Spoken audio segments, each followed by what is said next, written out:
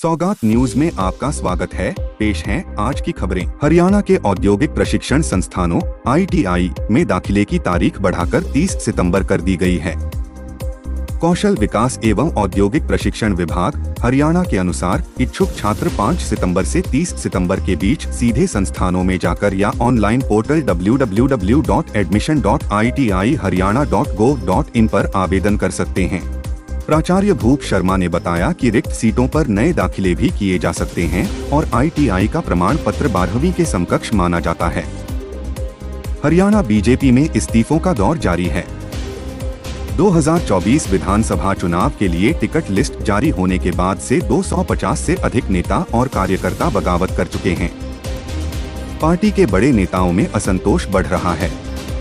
हरियाणा के मुख्यमंत्री नायब सिंह सैनी ने कहा कि बागी नेताओं को मनाने की कोशिशें जारी हैं। कर्णदेव कंबोज OBC मोर्चा के प्रदेश अध्यक्ष और पूर्व मंत्री ने लिस्ट जारी होते ही सभी पदों से इस्तीफा दे दिया। अब तक कई विधायक, पूर्व मंत्री और पदाधिकारी भी पार्टी छोड़ चुके हैं। कुरुक्षेत्र IAS अधिकारी सुशील सारवान पर संकट गहराता दिख रहा है।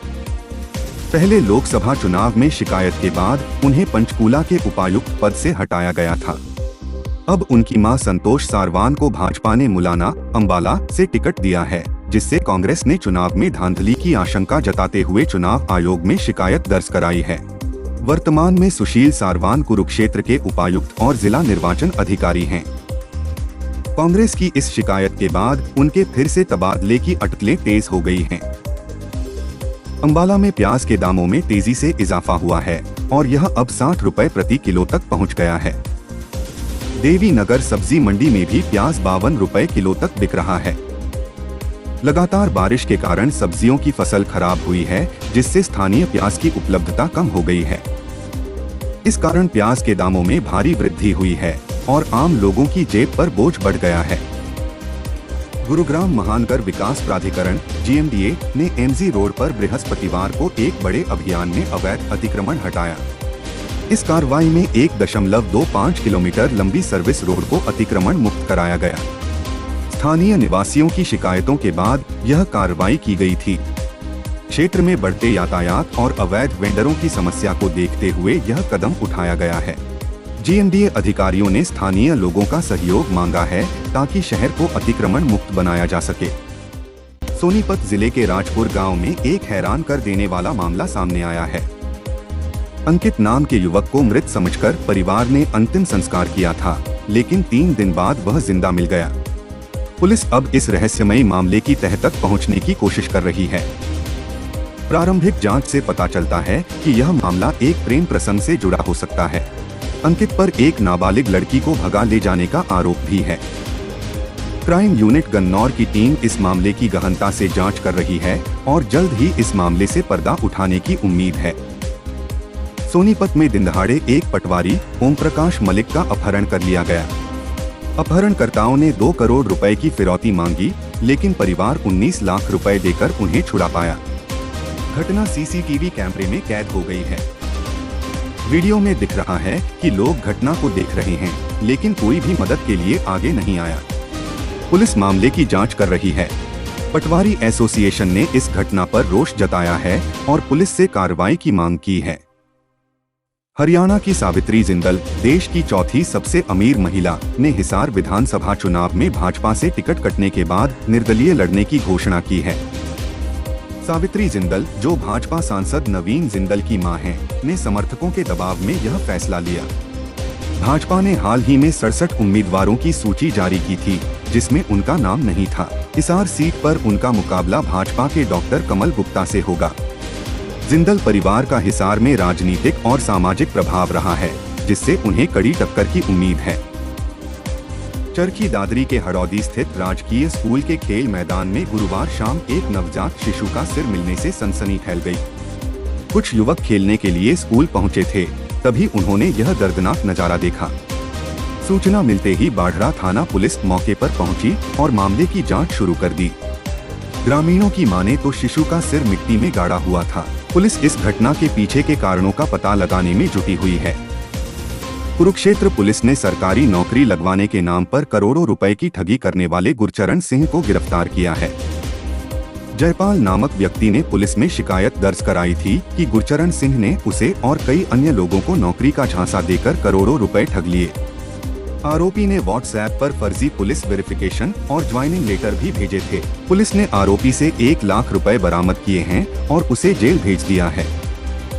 उज्जैन की गीता, जो 47 साल की मेडिकल रिप्रेजेंटेटिव हैं, अपने बेटे प्रांशु की आत्महत्या के बाद न्याय की लड़ाई लड़ रही हैं। प्रांशु, जिसे दोस्तों ने बार बार उसकी चाल ढाल को लेकर चिढ़ाया, बुली किया और ट्रांसजेंडर कहकर अपमानित किया, ने 2023 में 15वीं मंजिल से कूदकर जान दे दी। टीवी पर उसे ट्रांसजेंडर कहने से गीता नाराज हैं और उन्होंने मीडिया से दूरी बना ली है। बेटे की मौत के बाद गीता ने पुलिस से शिकायत की, लेकिन कोई ठोस कार्रवाई नहीं हुई।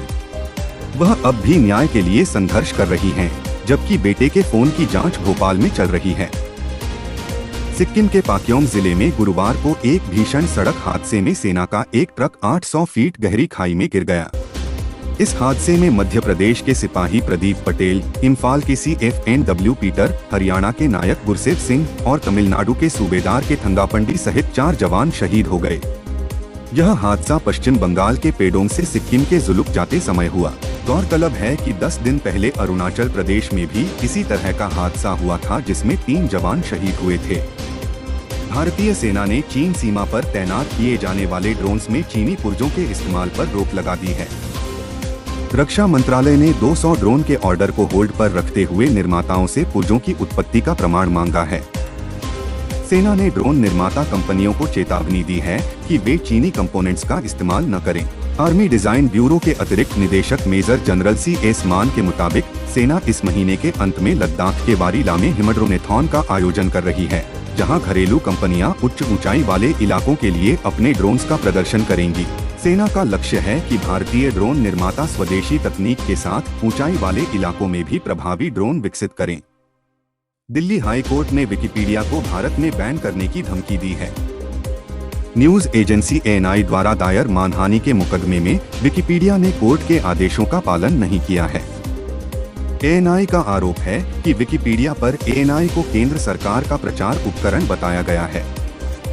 कोर्ट ने विकिपीडिया को एडिट करने वाले यूजर्स की जानकारी मांगी थी, जिसे कंपनी ने नहीं दिया। न्यायमूर्ति नवीन चावला ने विकिपीडिया के इस रवैये पर नाराजगी जताई है और कंपनी के प्रतिनिधि को 25 अक्टूबर को कोर्ट में पेश होने का आदेश दिया है। विकिपीडिया का कहना है कि उनके पास भारत में कोई यूनिट नहीं है, लेकिन कोर्ट ने इस दलील को खारिज कर दिया है। भारत में शिक्षकों की औसत सैलरी केवल 20,000 रुपए है, जो अन्य प्रमुख प्रोफेशंस की तुलना में काफी कम है। सर्जन्स की औसत सैलरी शिक्षकों से 10 गुना अधिक, लगभग 1.84 लाख रुपए प्रतिमाह होती है। डेलोइट की रिपोर्ट के अनुसार भारत में 1.13 करोड़ से अधिक स्कूल टीचर्स हैं, लेकिन ग्लासडोर की रिपोर्ट बताती है कि टीचिंग प्रोफेशन औसत सैलरी के मामले में 21 प्रोफेशंस में 18वें स्थान पर है। स्विट्जरलैंड में, जहां टीचर्स की औसत सैलरी 6.82 लाख रुपए है, यह प्रोफेशन 9वें स्थान पर है।